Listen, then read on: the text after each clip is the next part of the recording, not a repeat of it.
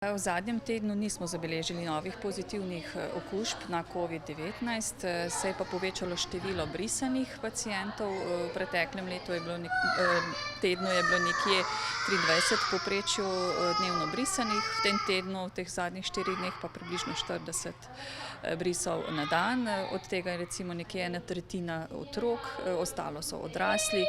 Nekaj seveda tudi samoplačniških brisov za podjetja ali pa za posameznike, ki potujejo v tujino. Začetek šolskega leta, jesensko-zimski čas se približuje in to je neki normalen pojav. Pričakujemo, da se bo tudi v prihodnjih dneh to še okrepilo, te okužbe.